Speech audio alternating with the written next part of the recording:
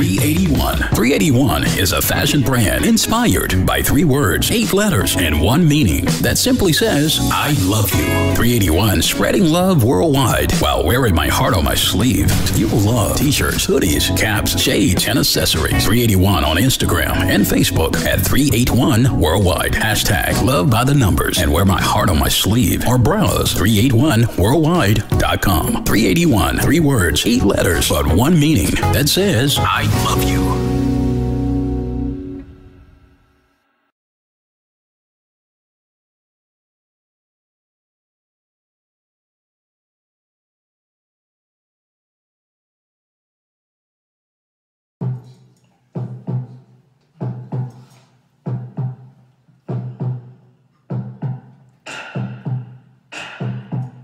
Mic check, 1, 2. Mic check. Yo, we struggle on the rise, yo, we love to get the money. This a podcast, you can catch us being funny. Yeah, from 7 to 9, we living alive. So stop everything, this is serious vibe. Catch us on the Wednesday, steady on the hump day. Listen in your car, got the beam on the unpaid. Facebook live, we live on the rent. You can call a kicker with us if you show respect. Yo, a lot of topics, we always got a profit. You know, we neighborhood, we always kicking dollars. Yeah, that's the stealer, we do it for the people. Tiger than the ego, we love every people. We be kicking in, cause you know we living in. Come to catch a vibe, it's a vibe, come and witness it. We down for each other, no matter the weather. It's the beat 139 clubs, Harlem sit together, what's up? What up? What up, what up, what up? Yeah, welcome to the Beat 139. I'm Doc. I'm Don Vito, what's good? How y'all feeling? What's going on, everyone? I'm Callie. Welcome, welcome. Happy Thanksgiving, everybody. I want to say happy Thanksgiving. Let's clap for Thanksgiving. Thanksgiving. We got another Thanksgiving. All right, so we want to welcome our first guest tonight. Her name is Leslie Stone. They call her the Queen of Cannabis. Leslie, welcome to the show. What's up, Les? What's up, guys? What's up? How you feeling? I'm feeling good. You ready for Thanksgiving and all that? I'm ready for Thanksgiving. There's a lot to be thankful for. Oh, yeah? What you thankful for? Well, I'm thankful for just being here and living first and giving God thanks for just being Amen. on earth today, Yeah. and having another day. But first of all, I'm just thankful that we're here today and you've created a platform that we can voice our opinions and share information. So I'm thankful for what you've done, Vernon. Thank you I'm for thankful coming. for being Yes. on the Beat 139 today. Absolutely. Good. We're going to clap one more time for the Beat 139. I just want to share something with our viewers, you know. Me and this man, Doc, you know, we come a long way with this podcast. You know, we got our beautiful associate on the side, our beautiful host, you know, Callie.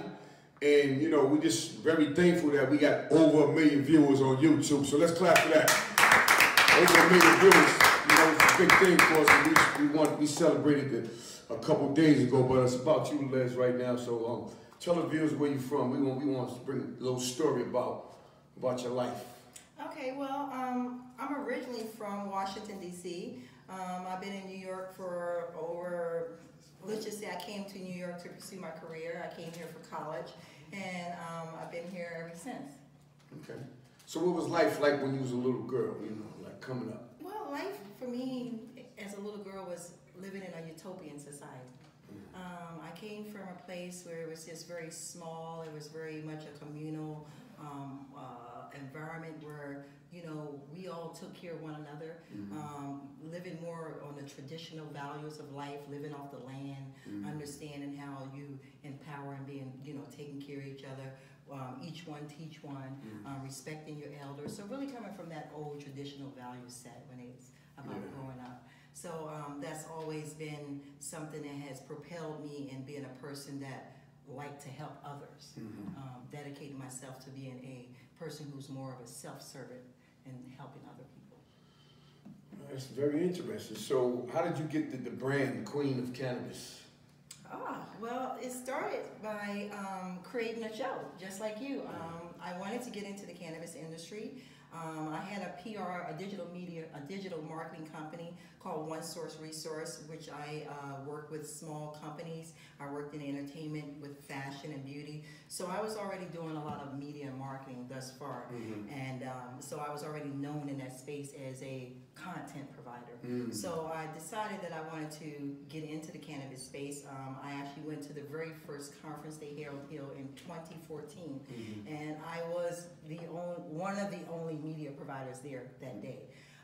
That was my entry into the space. I went just like everyone else, being kind of curious, not knowing what was going to happen, what was taking place. Got there and there was just tons of legislation. They had a few industry leaders from the West Coast, but primarily it was the legislative, Governor Cuomo, Gail Brewer, all your electoral officials, and it was just interesting. And I'm like, wow, this is very different. Most people thought it was going to be more like a smokers fest. I remember telling my friends I'm going to the cannabis conference, and everybody was like, oh, what are they going to do? And I didn't know what they were going to do either. So I'm like, okay, I got to check it out.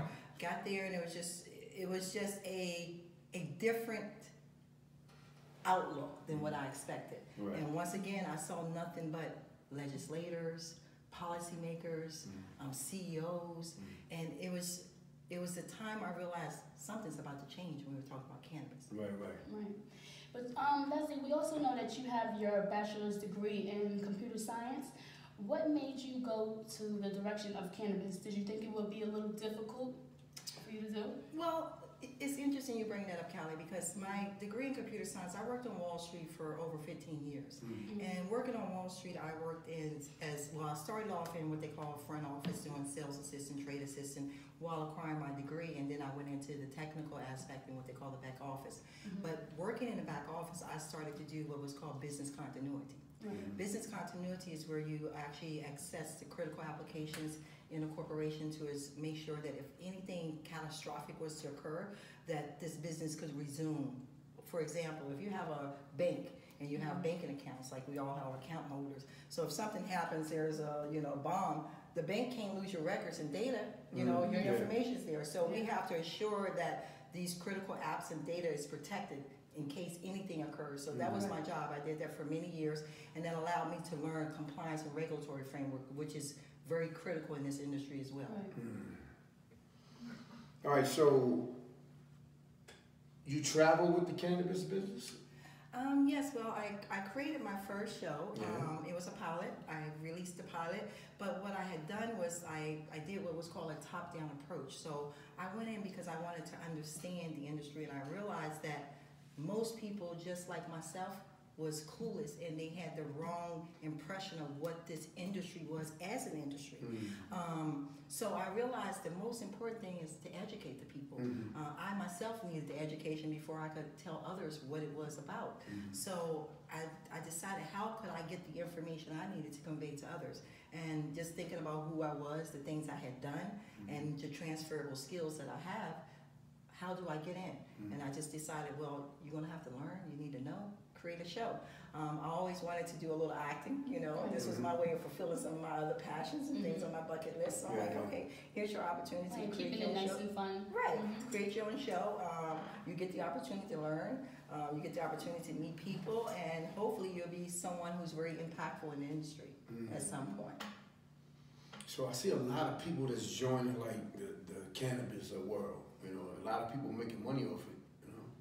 So what is the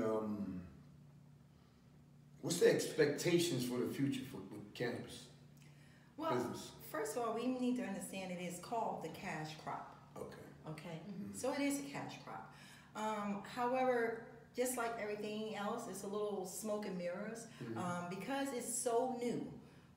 What most people don't understand when they enter into the industry, because they come in with the mindset that is like something they've done before. So they come in with that mindset of traditional work ethics. We're going to do the same thing we've done in the company you worked in previously, and it's nothing like that. The reason it's not like that is because it's never been done before. This is a emerging industry, and that's what most people don't understand. I brought many people into this industry. I brought in some of my finance friends, colleagues, and one of my bosses from investment banking. And I remember the first time I reached out to him and I was telling him I wanted him to kind of work with me on this project. And he came in with the mindset of like, okay, we're going to do it the way we've done things previously. And he was requesting all these documentations, financial reports. And I'm like, listen, dude, it's not like that. These guys don't have bank accounts. These guys don't have financial statements. These guys don't have operational structure. They're over here working like the Wild Wild West, but they are making millions of dollars. They have successful companies. they don't know how to manage these companies legally because it's been a black market. Right. So how would you go about managing those companies? Like, what ideas would you have for people who's having difficulties, you know, in running their business and, you know, trying to come on top with the cannabis? The most important thing in the cannabis industry is to stay compliant. And that's a challenge right now because the compliance regulatory framework has yet to be defined. So what that means is you have to have the ability to roll with the punches, okay? And rolling with the punches, like I said, I worked in corporate America and I worked in compliance and regulatory. It costs millions of dollars for companies to stay compliant. So what does this mean for a small person coming in the industry? You need to look for areas where there's less risk involved. For example, to create a product line, there's tremendous amount of risk. Okay, to be a grower is tremendous amount of risk. But there are so many other avenues that you could explore, such as becoming an accountant, to do media. These are more risk-free areas. However, you still have to understand how to navigate the landscape because it's not like anything you've ever done before. The rules are still being implemented, so they change every day. So what you do today may not be right tomorrow. You know, so you have to stay abreast of it. Right. And I also know earlier you spoke of that when you're doing cannabis, it's very important to, you know, teach your audience about, you know, just the whole making of it and where it's coming from.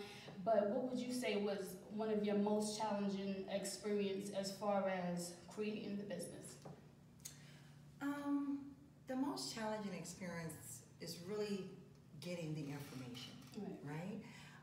Just like looking at Harlem right now. Cannabis has been legal in New York State since 2014, right?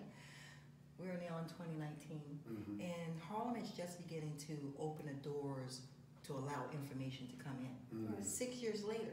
Right. So what does that mean? The way I give an analogy is like this. If you're into technologies, you know, every few years they create a new operating system. So currently we're in Windows 10. Harlem is in Windows 7. Oh, wow. So we're behind. Once again, we're starting late, but that does not mean we cannot participate, but we must get the information quickly. We must be able to digest, and we must be able to form working relationships with one another to really excel and propel in this industry. Because the thing is, it's a merging industry, which means there's a plethora of opportunities. There's enough business for you, me, and everyone else in this room, and everyone else out there as well. It's about finding your niche. Creating your own opportunities is what it's about at this moment. So how much money is there in the cannabis market? Oh, well, let's talk dollars.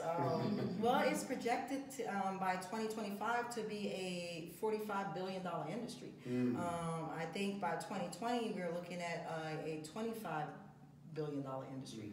So there's tremendous growth there. Once again, this is an emerging industry. We have to understand that this opportunity we have now, we would never ever see again. This is revolutionary. It's historic.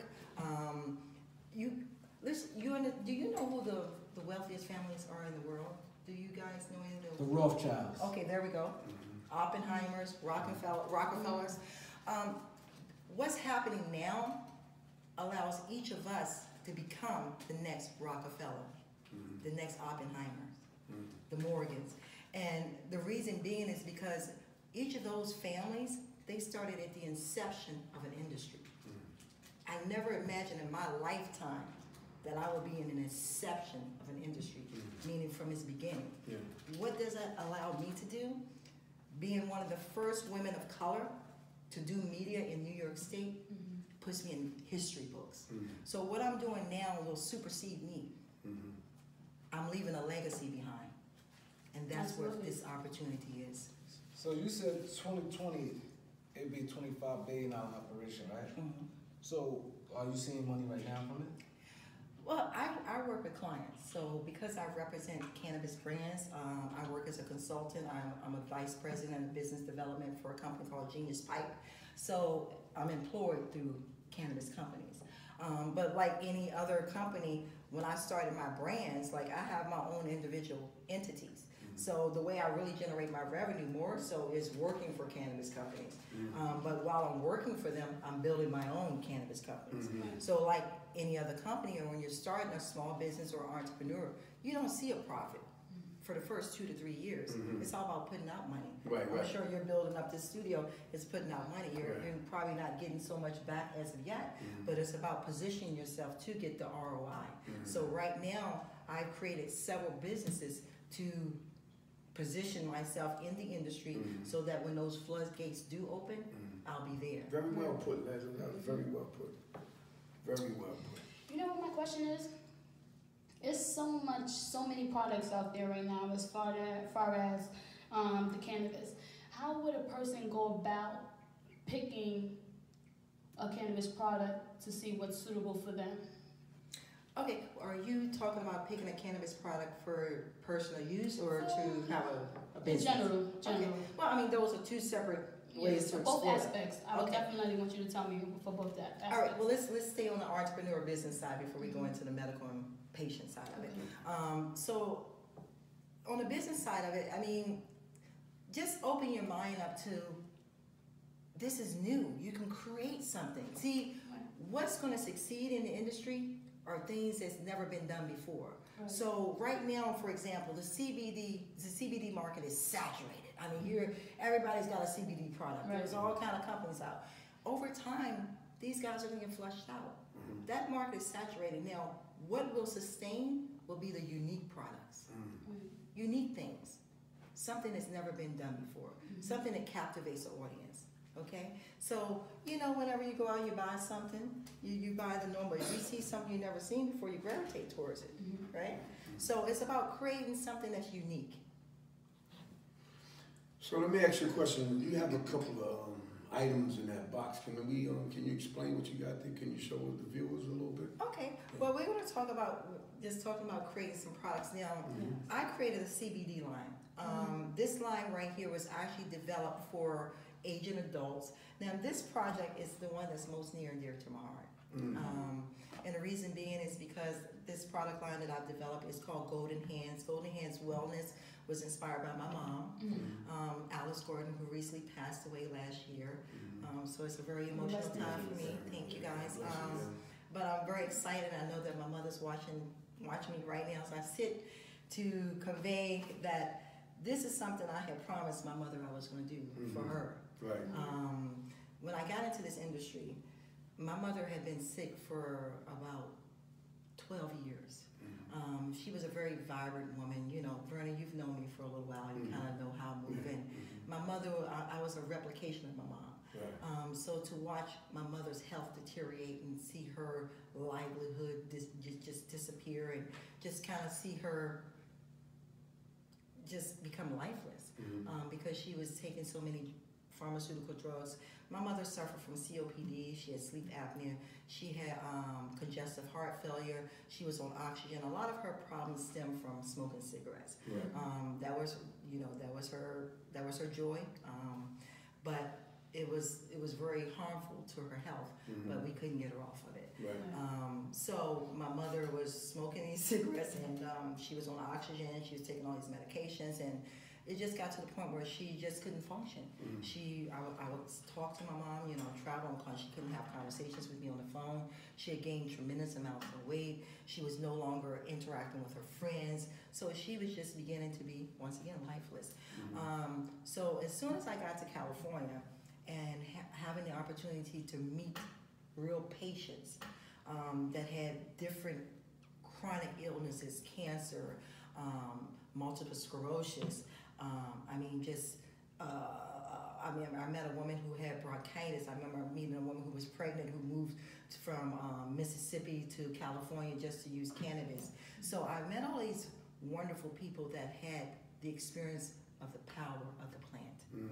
And because they had that experience and I had the opportunity to sit like you and I are and just listen and learn and then create a relationship to see like some of their children or themselves, how their bodies was responding and how it just enhanced their quality of life. So I realized that this was something I wanted my mother to take. However, my mother was a very strong Christian-based woman, so she was totally opposed to cannabis. She always told me, when I was younger, I had indulged while I was in college and things, and my mother was like, oh, I was going to go to hell. It was a devil's drug. So I was like, there's no way in hell. Wow, welcome to this monster drink. It's crazy. Yo, Callie, explain to them how it was when I walked in here before I had this monster drink. Doc, you was real dry until you had this Monster Energy drink right here. I'm telling you, like, this is a picker-upper. I said I drank this monster drink. Y'all got to get with the program, champ.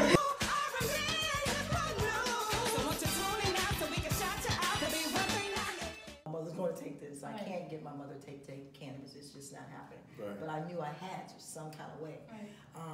So what I did, because she was on oxygen, actually there's something called terpenes, right? Mm-hmm. So terpenes is the part of the cannabis plant that gives it its aroma and its taste. Mm-hmm. So with that being said, it's known as flavonoids as the scientific name as well. Mm-hmm. So the flavonoids, which are in every plant species. So for example, you can understand this better. Roses. The scent of a rose is a terpene or flavonoid. The scent of daffodils, every scent that comes from a plant-based object is terpenes. So I decided to use the terpenes in my mother's oxygen, her breathing treatment. So that's the first way I got her. So I started putting terpenes into her breathing treatment because terpenes, if you're using them medicinally, is aromatherapy, just like aromatherapy. Right. You know, we use a lot of peppermint, rosemary. Yeah. So once again, utilizing cannabis and using it just like any other plant, right? So you could dab it under your nose, but like I said, once again, I was actually putting it into her oxygen, and she was breathing and inhaling it. So that was the first thing I did for her. And then my mother loved to eat, of course, so I started to introduce it to her through eating, just various through her meals, infusing her drinks. Just different ways to just get it into her body. Over time, within the first 30, 40 days, she had significantly increased when it comes to vitality. She was just being more vibrant. She was interacting again. She started to go play bingo and just little things she used to do. So I saw that it was working for her, and it just began like over time. I just started to implement more different regimens of CBD into her diet. So I started and then one day I just sat her down and I'm like, Mom, you're not gonna believe this, because she started talking about how good she was feeling. Her friends was talking about it, like my other aunts and uncles, they all wanted to know what my mom was doing to make her feel so good. And so then I told her, I said, Mom, you're on cannabis. Okay, so she didn't know what cannabis was. Like, she called it weed pot, so she was unfamiliar with the word cannabis. And so I'm like, okay, well, cannabis, Mom, is marijuana. It's weed, but it's medical marijuana. It's medicine. And she's like, I don't know about that. I'm like, you do know about it because you've been taking it for the last 3 years. And I say, you've improved significantly. You're hanging out. You're going down playing bingo. Everybody's asking what's Got going the on. munchies and all that. You eating all the time. You're back on the stove cooking a little more, so you definitely know what's going on. And so at that point, she was just open to receiving more information.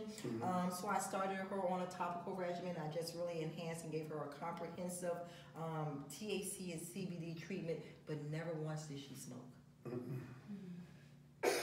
So this line is how I actually introduced it to my mother. Okay, so what is that? So this is a topical, okay? So topicals are creams, okay? They are soft, you rub them on just like an icy hot, a Bengay, whatever. So anytime you've had any type of muscle aches and pains and you go get some type of cream to rub on you, it's called a topical. So this is a topical, as you can see, it's a topical. Smell a little like Vicks. Right, well it has, this particular, all It smells like natural. a smell of peppermint. Well, it has some peppermint. We use all natural. Everything here is organic. We want to make sure that it's all plant-based. And so this is one of the first cream is topical. Now, one thing about aging adults, because most of these individuals, like my mother, they're already in the chronic stages of these afflictions, so they need high dosages. So this particular line starts as a very high dosage. Everything on this line starts at least 1,000 milligrams in a bottle. Okay.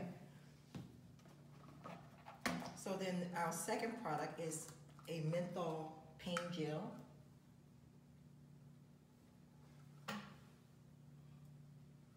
Wow, strong.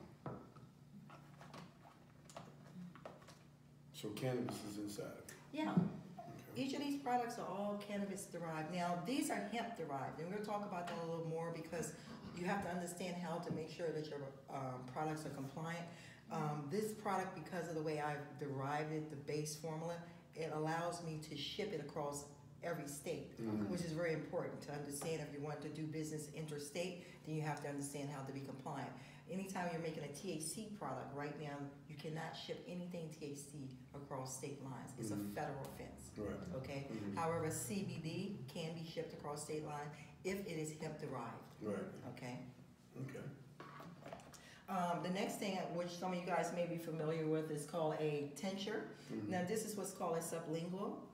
You actually take a little drop under your tongue, you hold it there for about 10-20 seconds. It's very fast active, it's very effective, it helps you within, you know, anywhere from, I would say, 30 seconds to a minute and a half. So this is the fastest Help you do what? Well, this helps you with relieve chronic pain, anything, sleep disorder, mood modulations, and neuropathy. So if you have anything dealing with your nerves, if you have anxiety, if you have inflammation, PTSD, MS. So there's a number of afflictions. So the one thing I like for everyone to understand, because people ask all the time, You want to try what that should out? I use? I don't believe, I'm be honest. Okay, let's talk about it. I'm be honest. Like, cause you told me earlier about this. Was this you asked me to take? Okay, yes, this is a CBD infuser, a liquid which you put into your drink. You put to drink. Now, what you said it do? Now, this will help you relax. It calms you. It helps with stress, anxiety. If you had a migraine headache, it would help alleviate any of the afflictions that cannabinoids alleviate. These products do too. Now, I wish I took it early, because I took a Cedrin early. Cedrin, I could co-sign that. 15 minutes is done. Okay. So I wish I had this early, because I could definitely tell y'all what it is. But this, it's kind of hard for me to believe. Now, you saying this make me relax and calm, whatever, right? Yes, it will. And it would also, if you were suffering from any type, if you had a migraine, if you had some I pain. get headaches a lot, so I could easily. But why is it hard for you to believe? Explain yourself. Because I notice, like, a lot of this stuff, not knocking none of this, Understood. you know what I'm saying? But what it's saying it make you do, like the relaxing part and all that, some stuff I think is in the mind. And like what you saying, it helps you said relax, get away headaches. How much should I take for the headaches to be gone? Okay, now that's a very important question. Dosage.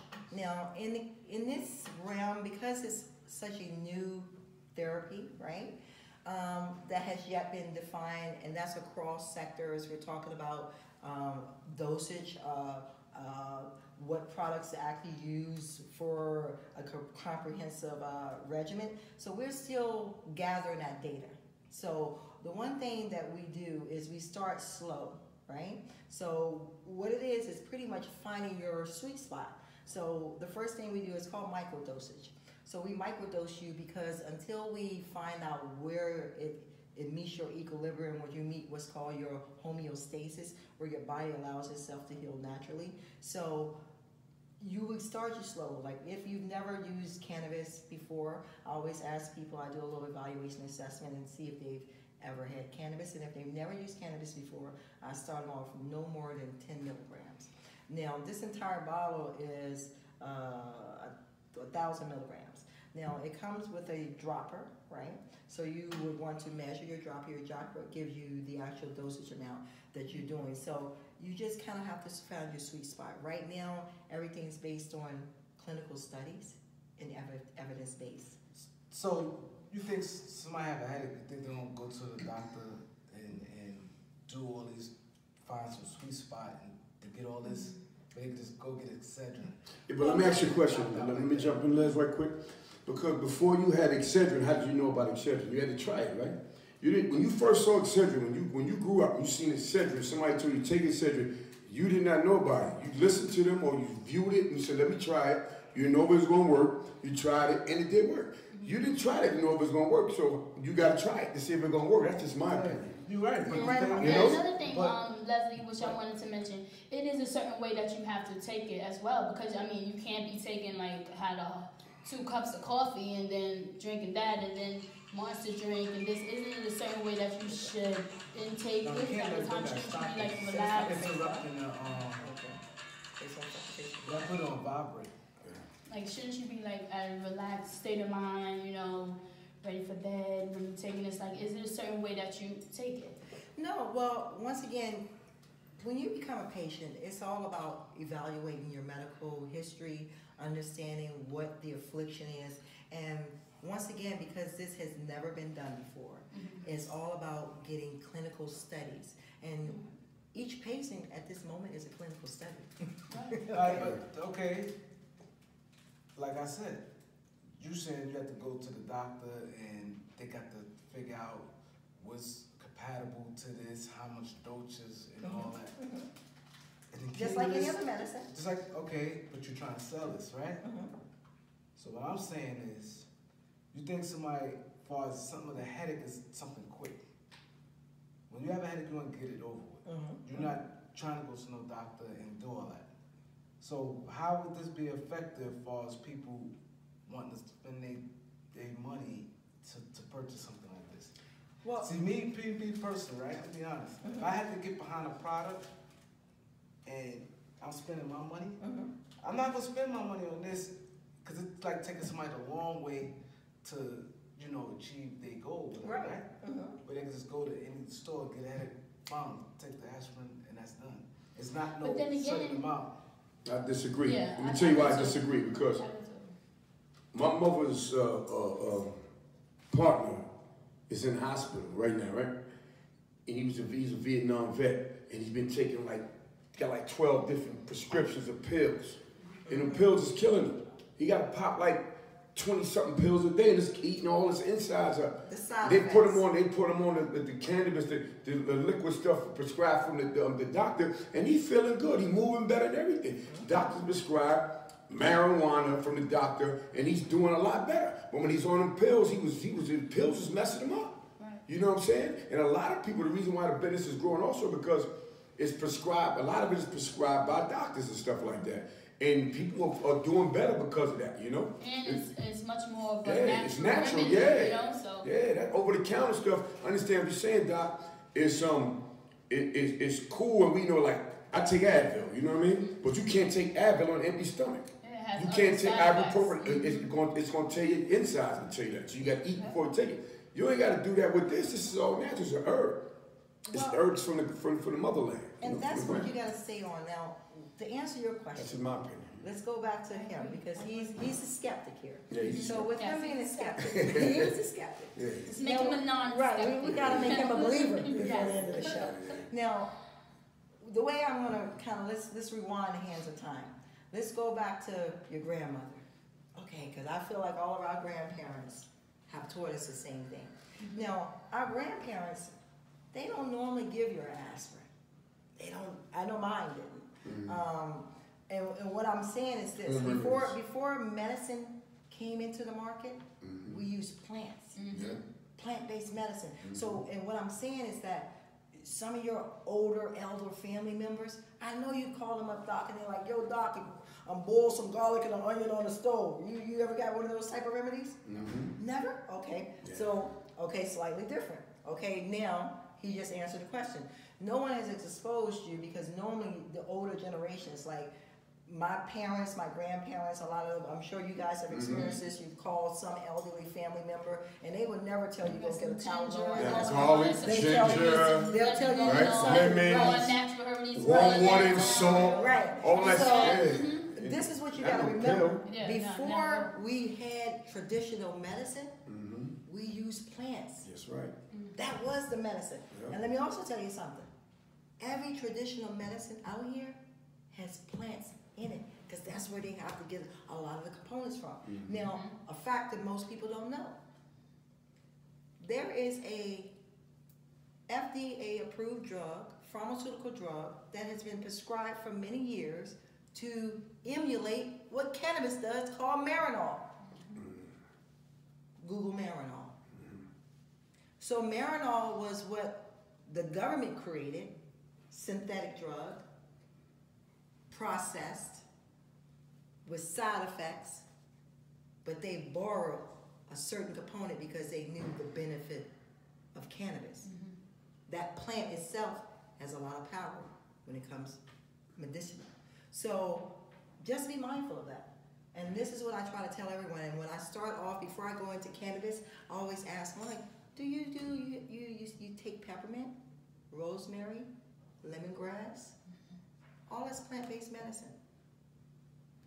So what's the difference between your product and a synthetic? I know you definitely have a different layout on how yours is, and how the intake is, but what is the difference as far as what's put inside of it? Well, it's about making sure it's what's called pharmaceutical grade. These products are 100% pharmaceutical grade, meaning they're tested from seed to sale. I have all of my analysis on you. I can tell you everything that's in this product, every step that was done to it got to this table. So that's where you're able to ensure safety when it comes to human conception. That's one of the human consumption. One of the problems with creating products right now, edibles, and I'm not trying to knock anybody's hustles, guys, because I'm all about the hustle. But I want to give you the information to make sure that you're safe and you eliminate as much risk while you're hustling. With the edibles right now, as you can see with the vape scale. And to keep it as natural as possible. Because we're just kind of creating this stuff in our homes and we don't know what we're really doing, we think we do, and we look up YouTube videos, and that's wonderful, that's great, it works. But what doesn't work is if I give you something I made in my kitchen and you get terminally ill and you die. Now I'm liable and I'm responsible.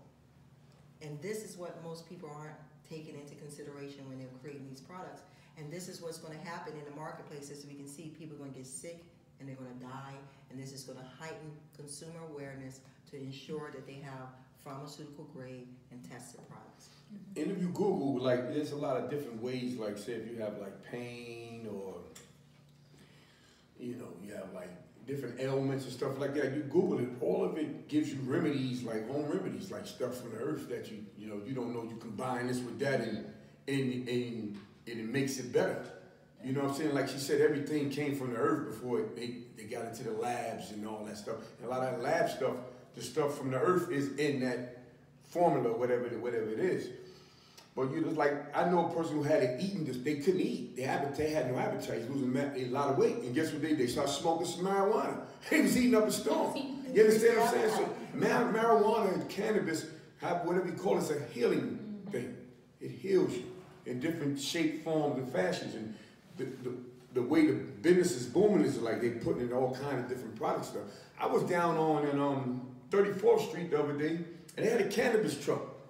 I said, damn, hold up. That truck's been there for years. Yeah, but I'm just saying, I'm walking, you know what I'm saying? I'm walking, and I said, yo, cannabis truck. So let me go over there for a minute. It's all decorated and all that. I went in there, and she had all kind of cannabis stuff. I said, oh, wow, I took the card and everything. So the business is definitely booming. And a lot of people are jumping in, like Mike Tyson. They said Mike Tyson made his Don King money back from open cannabis business out in L.A. Mike Tyson like this, holding plants like this. He's getting money off that can. That thing is big. And a lot of people trying to get into the business. But let's talk about Cuomo for a minute. Like I said, Cuomo's like say it's a full support to legalize and decriminalize adult use cannabis in New York. Yet still the legislature failed to pass it this year. New York State has a Democratic Senate and a House. So what you think the problem is? Well, the problem is, first and foremost, New York State has the most people incarcerated, over 800,000 people.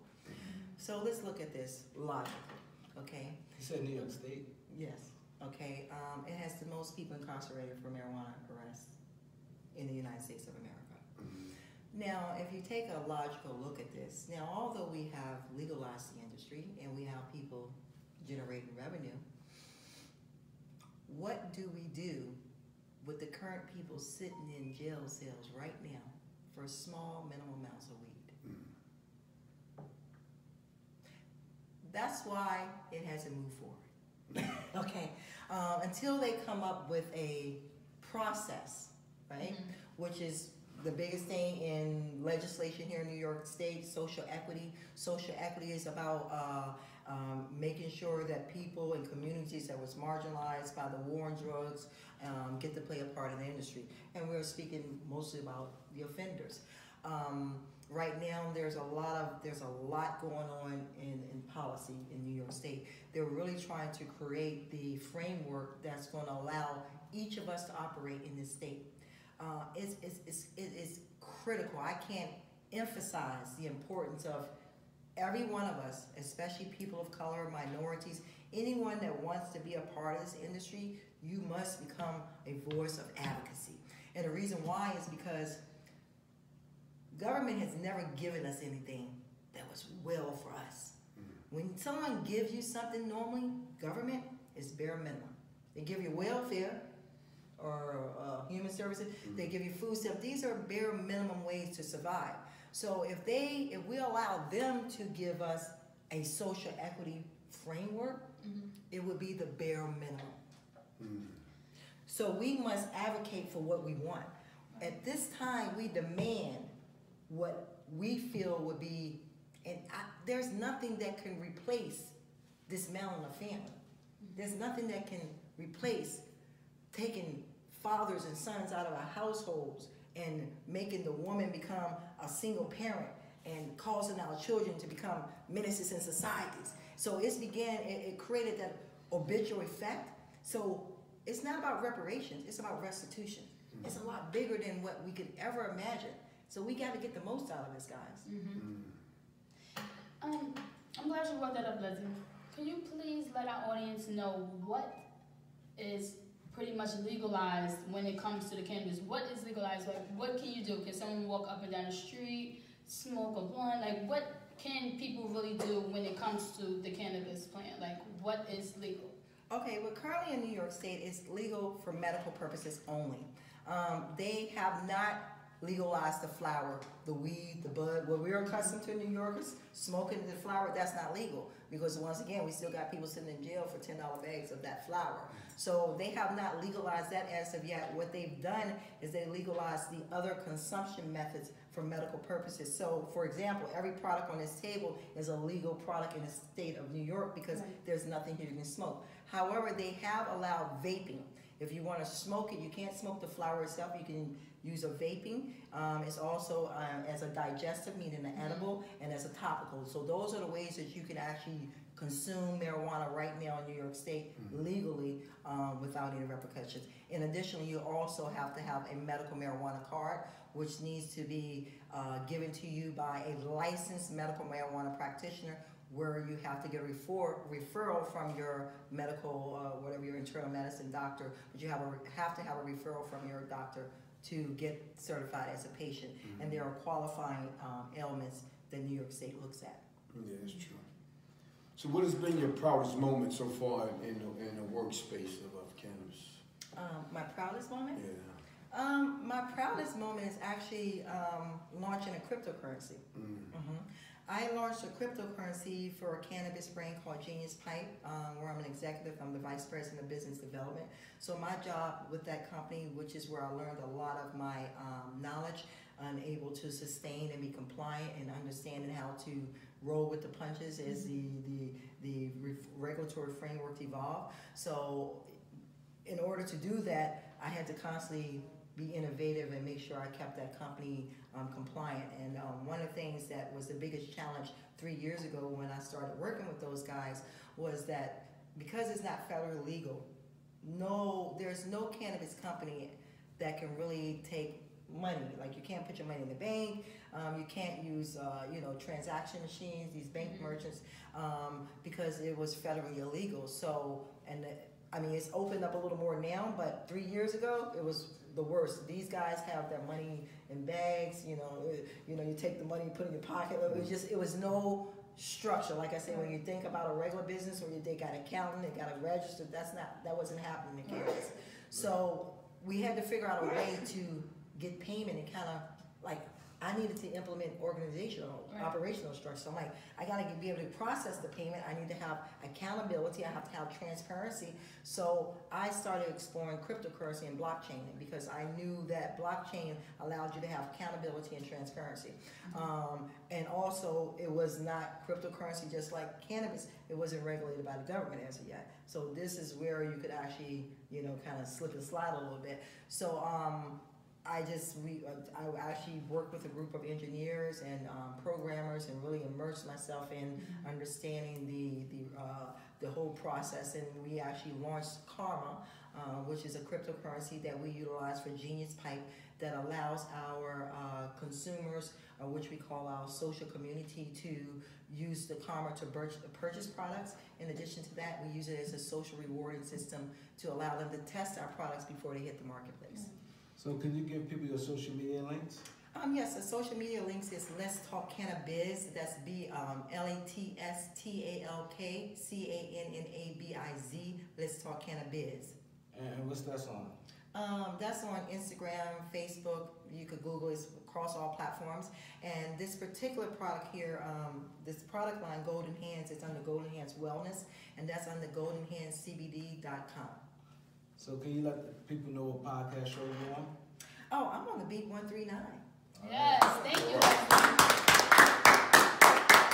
Thanks for coming.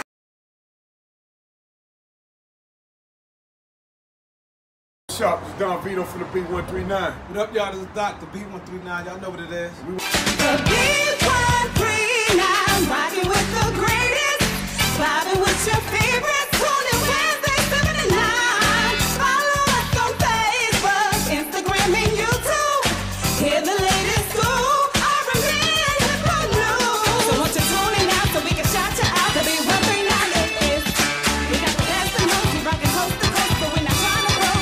139 hits lit, go tune in now and stream it live. Go tune in now. Spread it to me. Go tune in now and stream it live. Go tune in now. I had severe hammer toes. I was really beginning to suffer for long periods of time with back pain, with foot pain, with toe pain.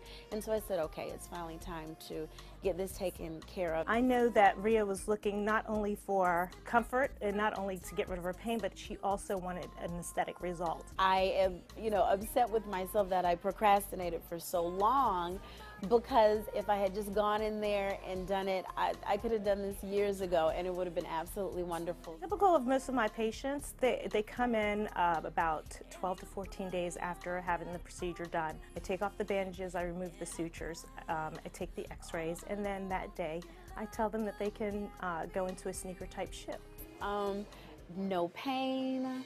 I have twice as much energy now because my feet and my back allow me to do so much more. Now my toes are straight, and I just look down and I have beautiful toes that don't hurt.